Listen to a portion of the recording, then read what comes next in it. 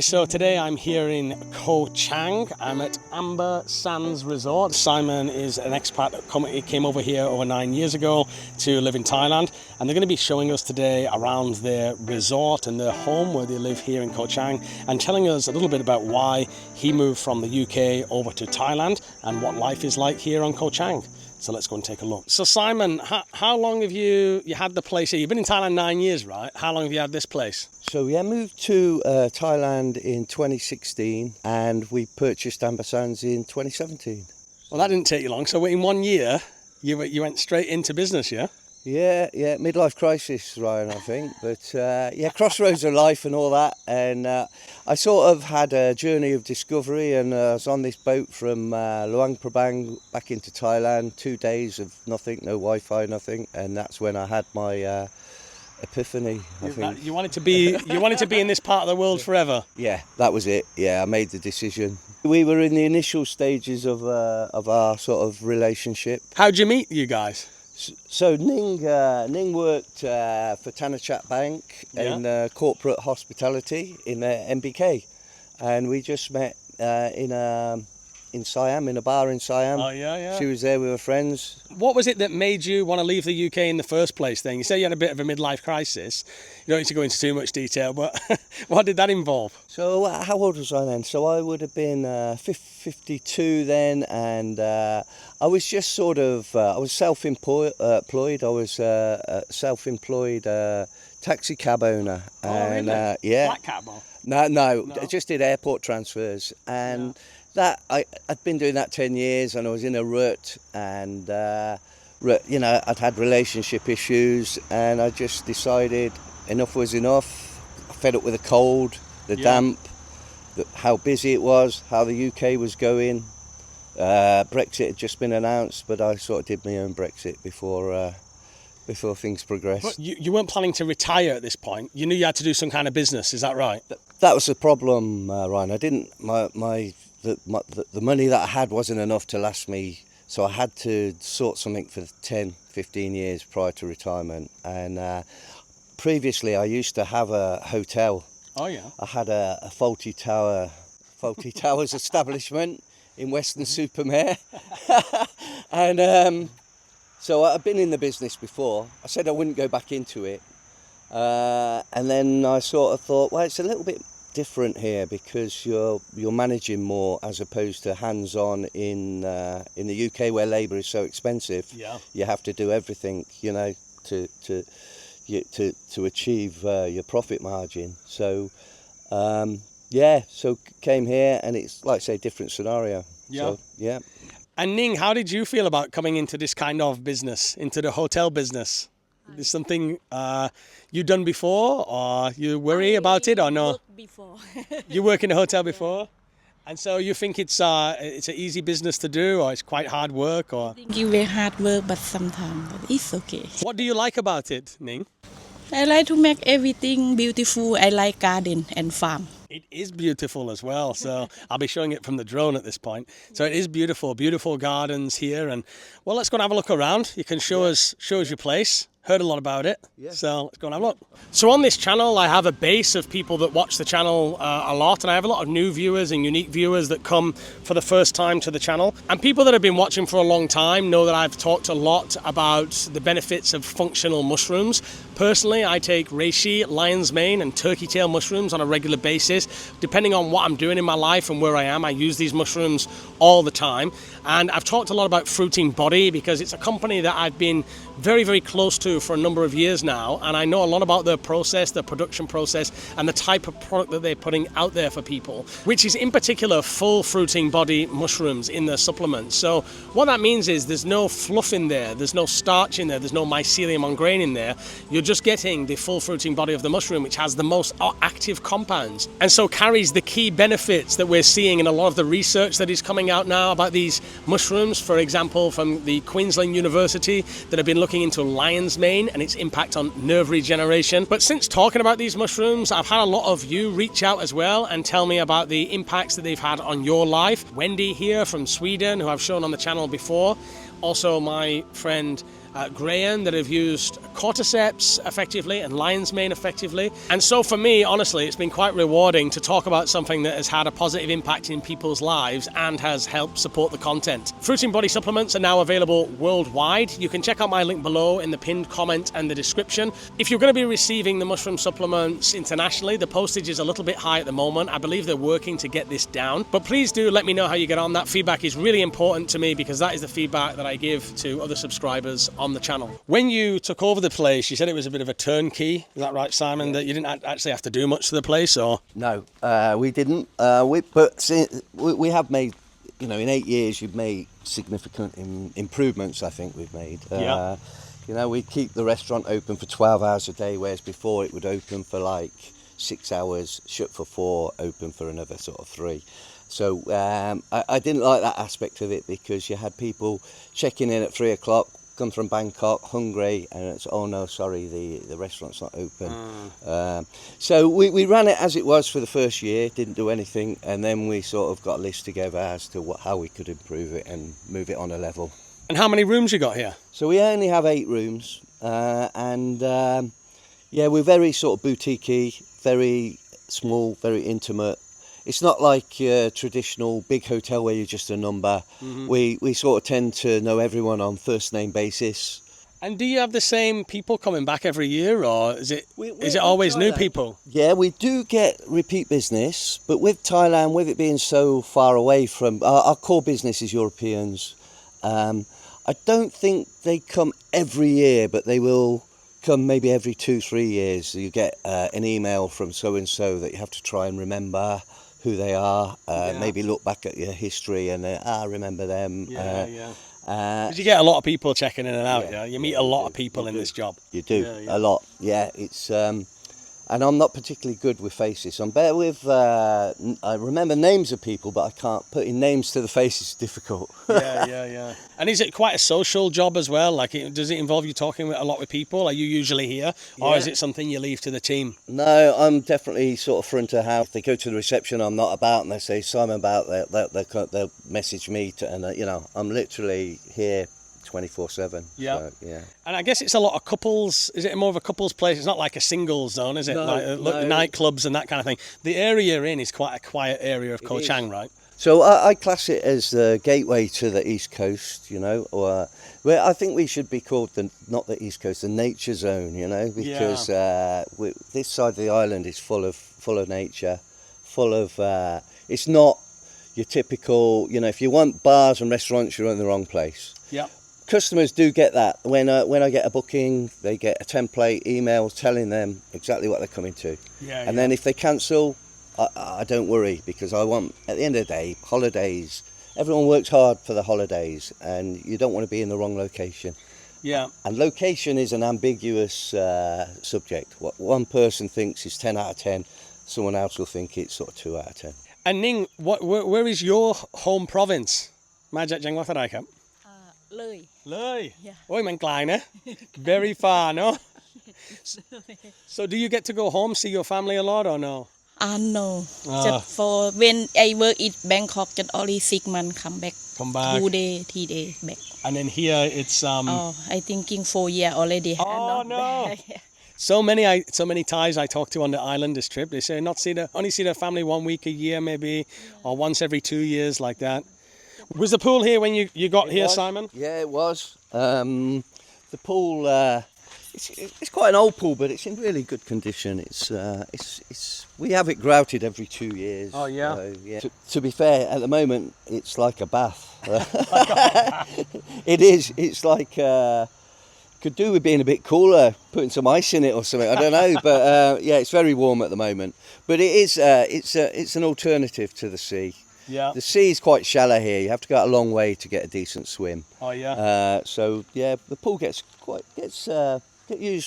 used considerably. We've literally got the best view of the beach, haven't we? We've probably got one of the best views in Koh Chang. So your house is up there at the top, which is above. Is that a dining area or is it a staff area or? So our house is at the top. Yep. Below we're using that as a laundry room at the moment. And then the staff quarters is at the back. Ah, perfect. Yeah, staff live here.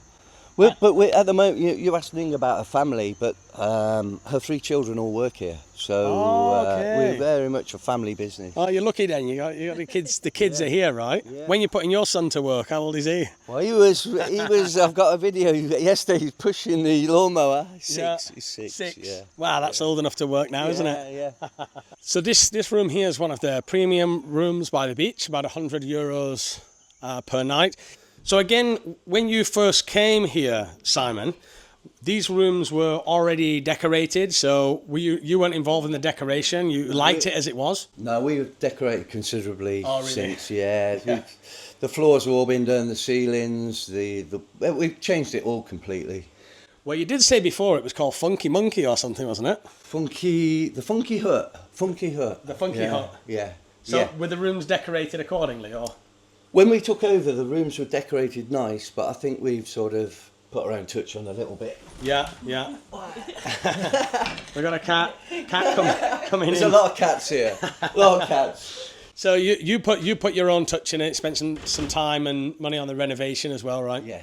Every year it's you every year you have to put a lot of money back into the resort to keep it up to standard, to improve things, constantly looking at what we can do to enhance people's holiday experiences, you know. And for your lifestyle here, has it been, you said you had the dream, you left the UK, you decided this is where you wanted to be. Has it been all that you expected it to be? And has it turned out the way you expected? Yeah, we had 3 really good seasons. Then COVID struck, and then that was a real struggle, and we just about managed to hang on by the skin of our teeth, Many people couldn't, could they?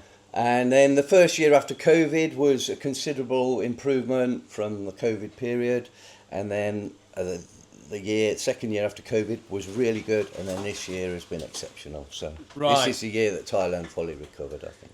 Do you see this as like a long-term thing for you, or are you planning to move out into something else? Because you've put the place up for sale now, right? How long has it been up for sale? So it's been up for sale since January. Okay, yeah, so pretty fresh. Yeah. And so what did you put it up for on the market for? So it's up for. So we have. So we own the buildings and the swimming pool and the garden, and all the structures. And it's up for, there's 22 and a half years left on the lease, and it's up for 24 million. And how does it work in terms of like the ownership side of things? When you say you have the building, is this we call right of superficies, right? If someone was interested in purchasing the resort, they would purchase the company that I am the MD of. Yeah. And Ning is the Thai shareholder. Yeah. And that's. Ning has 51% of the shares and I have 49%. And so you purchase the company, and the company has the lease on Amberside. The company owns the lease and the buildings? Yeah. Right, yeah. So okay, yeah. So that's how it works for people coming in to do that. So, and do you find you've lived on Koh Chang a lot, is there a lot of properties for sale at the moment around this area, or is it quite hard to find one for available? There's a lot of resorts for sale, but they've all got like the 3-year lease. It's very difficult to plan any sort of long-term commitment when you've only got a 3-year lease, because you're not guaranteed that it's going to be renewed. Right. Now, at the end of like the 20-odd years, what are the chances of being renewed? And if it's not renewed, what happens to the buildings then? So, in 22 and a half years, I would say they possibly might renew it. They might do a deal with purchasing of the land. The landlady is keen to sell the land. Right. So you could buy it as a total package. Yeah. In which case it would probably be about the same again.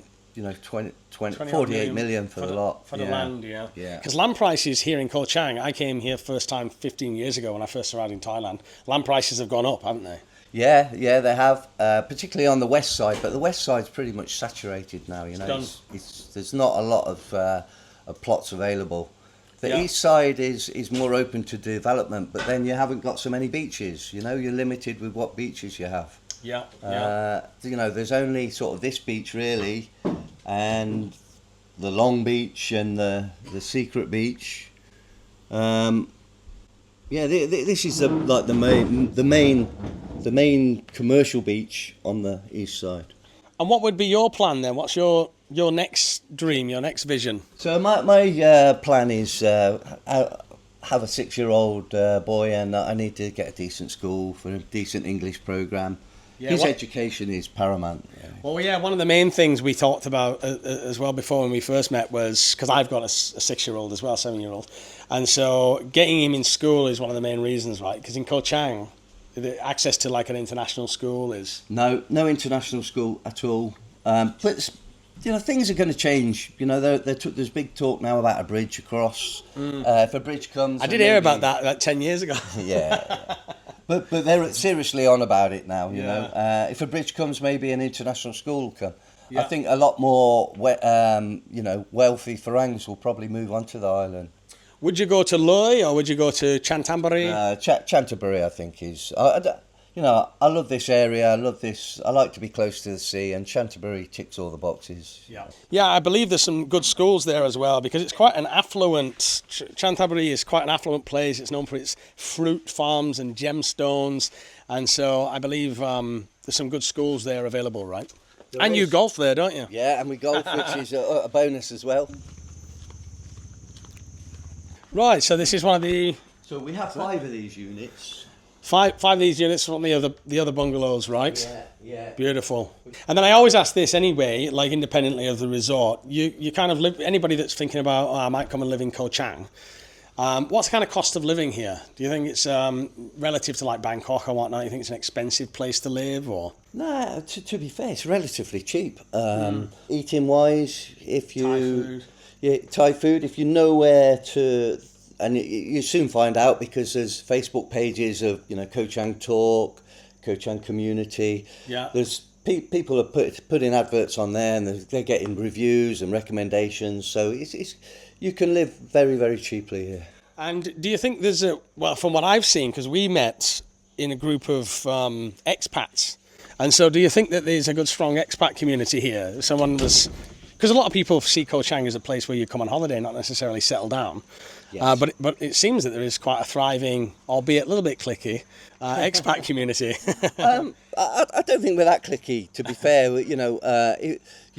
David said that, and people on my channel know David because I interviewed him. So So Dave, I met Dave maybe 5 years ago, and I immediately got on with him because he's a very likeable, personable guy, and. I think we're all pretty much we're all business owners that are in our little clique. Yeah. But saying that, we know there's Dutch, there's some Germans that we also get on very well with. It's a very, very friendly place. Ning's going to make some somtam for Damo, and apparently it's island famous somtam. And how many staff have you got, Simon, in total, including family? About 7. There's Pin. Say hello. Hi, Pim. That's Ning's daughter. Oh, Ning's daughter. Yeah, how old are you, Pim? 21. 21? Yeah. You're working here how long? Since you left school, didn't you? Yeah. And then you go to Bangkok for a little while. Yeah. Okay, good. Yeah. In total, we have 7, I think. 7 in total. That doesn't include you and Ning? With me and Ning, it's 9, yeah. Okay, right. So it's still quite a big team for... 9 people for 8 rooms. The restaurant does get busy though. The restaurant is a third of our turnover. So, right. It's hard work doing the restaurant, but you need to do it because we're sort of, we're not in the main tourist area, so you need to be able to provide that service for your guests. I noticed you've got a crew of massage ladies as well. We have. They're very good. We've used them over there. Yeah, you can see them there. There they are. The massage gang, and they seem to go everywhere together. they're excellent. Onto the This is your son, isn't it? Yeah. Hello. That's his friend. And that's your friend. Hello, yeah. Batman. Yeah. Family room. Family of 5, we could say. Yeah, this is lovely, isn't it? You can never get a feel for it on the camera, but it's bright and airy in here, bright and light. And then you can choose to have this door Yeah. Divided into to the family, yeah. And how's the relationship with your neighbours? There's a couple of resorts either side, isn't there? How's the relationship? Are you friendly? Do you see each other much or not? Yeah, we have a good. There's 3 resorts. There's obviously Amber Sands, Sunrise Beach Resort, and Serenity Resort. Steve at Serenity's from a local lad from Torquay, so not too far from where I'm from, and we're great mates. Yeah, he's a golfing buddy as well. And so here's the massage gang. There's giving a couple of massages there. Are they to guests? Or are they massage ladies? Friends. Oh, They're friends. Massage ladies. Camera. Massage ladies massaging massage ladies. This is my mom. Yeah, that's your mum, is it? My mom is No, it's not. Not? wow. Right, the other That's thing... my mum friend. The other thing we provide, Ryan, is we provide kayaks and paddleboards. They're free for use. Yeah. Obviously life jackets as well, so go with that. But, And if people are on Koh Chang and they just fancy a booking, they just jump on Agoda, or you prefer they contact you directly? It's what's better? well, that's a good point. It's so much better if they book directly. It's better for them and it's better for us. We are guaranteed to be 10% cheaper than the Booking.com price. Yeah. I only deal with Booking.com because I'm knocking on a bit now. I'm busy enough, you know.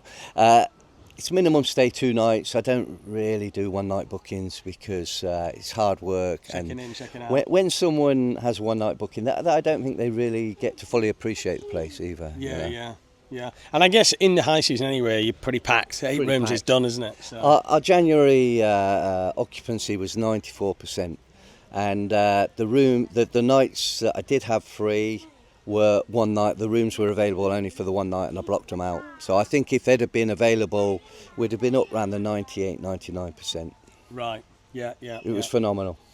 So they can better to go. Have you got a website, by the way? Is Amber Sands website, right? Yeah, it's www.ambersands.com. Okay. We're currently in the process of having a new website, and I'm going after the Booking.com business now. So I'm going to just mirror the terms and conditions of Booking.com. So there'll be no requirement to make a deposit any longer. Yeah. It will be register your credit cards, which will be available to register on a secure server. Yeah. And it will be payment 14 days prior to arrival. You can see here the beach. The sand is this beautiful amber colour. Apparently, it's not the reason it's called Amber Sands Beach. It's named. The previous owner had a daughter called Amber, and so it was actually named after the daughter. But coincidentally, the sand is also it's amber sand, isn't it? So, which is unlike White Sands Beach. And over at Lonely Beach in that area, the sand is completely different colour. We still don't know why. There's no story behind why, but there is the mangrove here as well, right? Little mangrove, yeah. And the restaurant here is right on the beach, isn't it? It is. It's literally, you drop a knife or fork, it'll end up on the beach. It's that close. Yeah, so we have 40 covers, and it's sort of Thai traditional style. The wooden furniture, wooden floor. Yeah. We try to make it, you know, when people come on holiday, they want to know they're in Thailand. And there's a lot of hotels that you could be anywhere in the world. Yeah. Ours isn't one of them. It's very authentic. Yeah, no, it's very Thai, isn't it? Yeah. We've got this in our kitchen roof, actually. That's what we love it, yeah. And here's Damo sitting, enjoying a coffee. While Sweaty Me goes all around the resort having a suntan. She's chilling out. And so this is your reception also. Yeah, people so this is checking a reception. Yeah, we had that built last June. And that's the bar area. So we had a bit... Hiya, good morning. We had a bit of a dead area there, so we put the reception. It seems to be working quite well, so happy with it. And you've got your bar in. Do you spend a lot of time there yourself, or...? No, not if I can help it. Try and stay away. This side of the bar, maybe, but not behind it. Well, when we had a chat, you said one of the benefits of living in this part of the island is that you're not in the party scene, and so unlike many of your counterparts, you can kind of choose, to stay out of it sometimes. You can pick your options. You've always got the excuse, it's I've got to come over the mountain. I'm not sure. So you tend to pick your parties. Pick parties, yeah. There's always something going on, isn't there? There is. So, but you can choose. Right, I'm not bothered tonight. I'm going to stay home. Yeah, you have to be careful because you know it's too easy to drink 4 or 5 beers a day. So I'm selective. I'll have a drink when I'm socialising. When I'm not socialising, I'll have a Coke instead of. Yeah, yeah. For any expats like you were, all those years ago, what advice would you give for living in Thailand? Like, what do you think the pitfalls are? What do you think the good points, the bad points, anything like that? So obviously one of the advantages is the weather. The weather's brilliant, and even Chang Trap Province does get a lot of rain. We get the most rainfall in Thailand, I believe. Do you deal with the heat well? Or? Yeah, I do. I've sort of acclimatised now.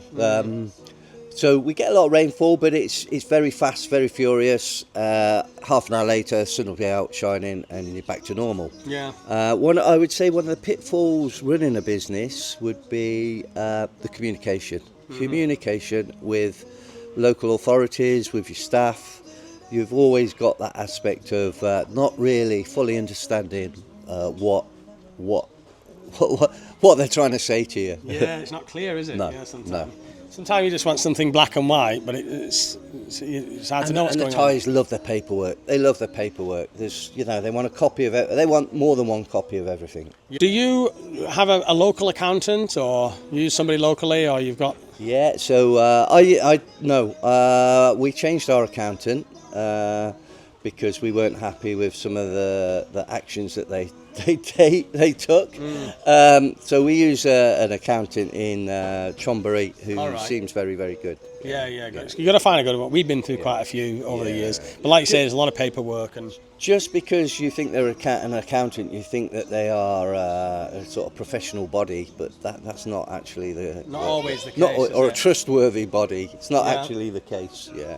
So you got the bar area here. Yeah, have happy hour. And Ning's knocking up a bit of somtam in the kitchen. We have a big kitchen, really. Wow, this is a big kitchen, isn't it? Yeah. Good shot from up here as well. Yeah.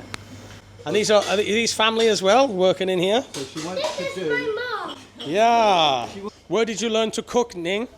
Oh, before I'm too young, when I go make some have big table, Yeah. 100, 200, I start work 3 o'clock in the morning and midnight 3 o'clock after one day. Oh yeah? Yeah, but he give me 250 baht. 250 baht. But someone cooking 1 hour, have 500. I say, where I working? I say, I can learn. You copied them, didn't you? Learn. You copied them and learn the cooking. Look. Yeah, good. You learned a skill. Yeah. And do you cook for Simon? Little bit. I can, yeah. Every day you cook for Simon? Yeah. Yeah, but he eat Thai food or Western food? Tell the truth. Sometimes in Thai food, sometimes English breakfast and English breakfast too, yeah? Hasib. Do you have an full English every day, Simon? No. Okay, ready? Okay. Right. Oh. So the kitchen, nice and big. You got some. This is the somtam, is it? Yeah. Wow. With full-size crabs there on the top. So Damo's going to love this. Did you have to do anything to the kitchen, Simon, or was it already? No, it's fully functional. Fully functional already. It's got aircon in as well. Not too many kitchens have aircon in. No. But they tend to not use it too much. It's hard work in a kitchen. Yeah. They break a lot as well because the heat they're dealing with. Simon did say you have to be a little bit careful when you're on the drone because there's an open air toilet here, and you might catch somebody doing the business. And these are our open air toilets. Open air toilets, but they still got doors and locks on, so that's a bonus. Yeah. Oh wow! So when it rains, it just comes through, yeah. Body. There you go. So I'm assuming you have had the experience of it raining while you, yeah. Yeah, I have. Yeah.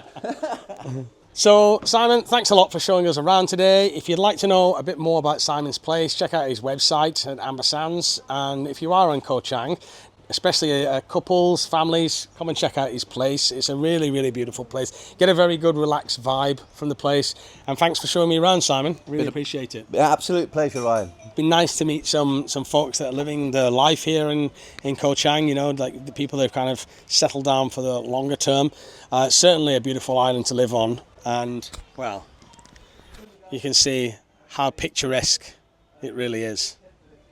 So hope you're well, guys. Thanks for following along on these series, talking with other expats from all around Thailand, and we hope you're all well. Mango sticky rice. เอาไลน์ไว้ก็ได้ค่ะเดี๋ยวพี่ส่งรูป